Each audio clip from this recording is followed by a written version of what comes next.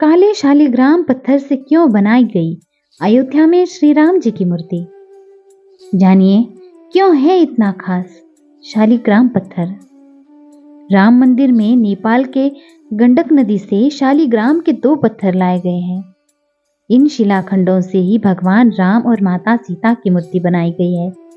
अयोध्या के राम मंदिर के गर्भगृह में स्थापित होने वाली भगवान राम और सीता माता की मूर्ति इन दिनों चर्चा का विषय बनी हुई है, क्योंकि यह मूर्ति विशेष पत्थरों से बनाई जा रही है, जो नेपाल की गंडक नदी से मिले पत्थरों से बनाई गई है। इन पत्थरों को शालिग्राम कहा जाता है। बताया जा रहा है कि रामलला की जो मूर्ति बनकर तैयार हुई है, उसकी ऊंचाई 51 इंच है और उसका वजन लगभग 1.5 टन है। शालिग्राम पत्थर को भगवान विष्णु का प्रतिनिधित्व माना जाता है। आज जिस मूर्ति की तस्वीर सामने आई है, यह मूर्ति श्याम रंग की है, जिसको लेकर लोगों के मन में सवाल उठ रहा है कि क्यों राम मंदिर में श्याम वर्ण की मूर्ति का चयन किया गया। रामायण में भी कहा गया है कि प्रभु श्री राम श्याम वर्ण के थे और इसलिए इसको ज्यादा महत्व दिया गया। भगवान राम श्याम वर्ण और भगवान शिव गौर वर्ण के हैं। भगवान श्री राम की स्तुति मंत्र में कहा गया है, नीलांबुज श्यामल कोमलांगम सीता समारोपितवाम भागम पानो महासायक चारु चापम नमामि रामम रघुवंशनाथम। अर्थात नील कमल के समान श्याम और कोमल जिनके अंग हैं, सीता जी जिनके वाम भाग में विराजमान हैं, जिनके हाथों में अमोघ बाण और सुंदर धनुष है, उन रघुवंश के स्वामी श्री रामचंद्र जी को मैं नमस्कार करता हूँ। अर्थात परमात्मा श्री राम श्याम वर्ण के हैं। शालिग्राम पत्थर क्यों है खास? हिंदू धर्म में शालिग्राम पत्थर का विशेष महत्व है। इस पत्थर को भगवान के स्वरूप मानकर पूजा जाता है। इसे सालग्राम के रूप में भी जाना जाता है। शालिग्राम शिवलिंग की तरह ही दुर्लभ होते हैं, जो हर जगह नहीं मिलते हैं।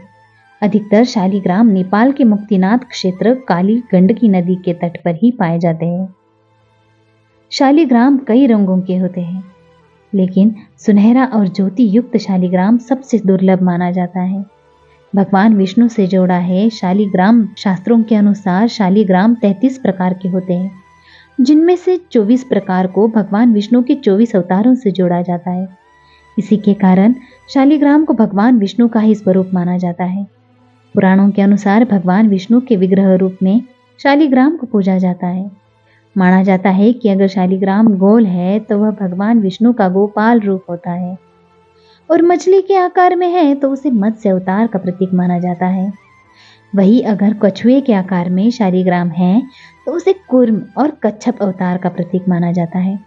शालिग्राम पर उभरे हुए चक्र और रेखाएं विष्णु जी के अन्य अवतारों और रूपों का प्रतीक मानी जाती है। विष्णु जी के गदाधर रूप में एक चक्र का चिन्ह होता है, लक्ष्मी नारायण रूप में 2, त्रिविक्रम 3 से, चतुर्व्यूह रूप में 4, वासुदेव में 5। शालिग्राम एक प्रकार का जीवाश्म पत्थर है। धार्मिक आधार पर इसका प्रयोग परमेश्वर के प्रतिनिधि के रूप में भगवान का आवाहन करने के लिए किया जाता है। शालिग्राम मलरूप से नेपाल में स्थित दामोदर कुंड से निकलने वाली गंडकी नदी से प्राप्त किया जाता है, इसलिए शालिग्राम को गंडकी नंदन भी कहते हैं। हिंदू धर्म के लोग पवित्र नदी गंडकी में पाए जाने वाला एक गोलाकार, आमतौर पर काले रंग के एमोनोइड जीवाश्म को विष्णु के प्रतिनिधि के रूप में पूजा करते हैं। शालिग्राम भगवान विष्णु का प्रसिद्ध नाम है, जो इन्हें देवी वृंदा के शाप के बाद मिला नाम है। नारद पुराण के अनुसार एक समय दैत्यराज जलंधर के अत्याचारों से ऋषि मुनि, देवता और मनुष्य सभी बहुत परेशान थे। वह बड़ा ही पराक्रमी और वीर था। इसके पीछे उसकी पतिव्रत धर्म का पालन करने वाली पत्नी वृंदा के पुण्यों का फल था, जिससे वह पराजित नहीं होता था। उससे परेशान देवता भगवान विष्णु के पास गए और उसे हराने का उपाय पूछा। तब भगवान श्री हरि ने वृंदा का पतिव्रता धर्म तोड़ने का उपाय सोचा।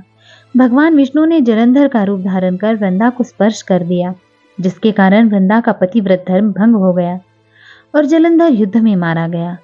भगवान विष्णु से चले जाने तथा पति के वियोग से दुखी वृंदा ने श्री हरि को श्राप दिया था कि तुम काला पत्थर बन जाओ, जिसके बाद इस श्राप से मुक्ति पाने के लिए भगवान विष्णु ने शालिग्राम पत्थर के रूप में अवतार लिया और तुलसी से विवाह किया। तभी से शालिग्राम और तुलसी के विवाह को एक त्योहार के तौर पर मनाया जाता है। माता तुलसी को माता लक्ष्मी का भी अवतार माना जाता है। शिवलिंग और शालिग्राम को भगवान का विग्रह रूप माना जाता है और पुराणों के अनुसार भगवान के इस विग्रह रूप की ही पूजा की जानी चाहिए।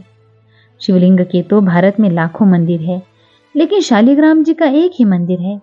शालिग्राम का एकमात्र मंदिर नेपाल के मुक्तिनाथ क्षेत्र में स्थित है।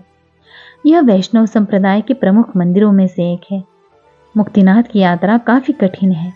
माना जाता है कि यहाँ आने से लोगों को हर तरह के कष्टों से मुक्ति मिल जाती है। काठमांडू से मुक्तिनाथ की यात्रा के लिए पोखरा जाना होता है। पोखरा के लिए सड़क या हवाई मार्ग से जा सकते हैं। यहाँ से जोमसोम जाना होता है। जोमसोम से मुक्तिनाथ जाने के लिए हेलीकॉप्टर या फ्लाइट ले सकते हैं। सड़क मार्ग से जाने के लिए पोखरा तक कुल 200 मीटर की दूरी तय करनी होती है। शिवलिंग की तरह शालिग्राम भी दुर्लभ है। अधिकतर शालिग्राम नेपाल के मुक्तिनाथ क्षेत्र काली गंडकी नदी के तट पर पाए जाते हैं। काले और भूरे शालिग्राम के अलावा सफेद, नीले और सुनहरी आभायुक्त शालिग्राम भी होता है, लेकिन सुनहरा और ज्योतियुक्त शालिग्राम मिलना अत्यंत दुर्लभ है। पूर्ण शालिग्राम में भगवान विष्णु के चक्र की आकृति प्राकृतिक तौर पर बनी होती है। दोस्तों, आपको यह जानकारी कैसी लगी? कृपया कमेंट करके जरूर बताइएगा। अगर पसंद आई हो तो लाइक, शेयर और सब्सक्राइब करना ना भूलें। वीडियो देखने के लिए आपका बहुत बहुत धन्यवाद।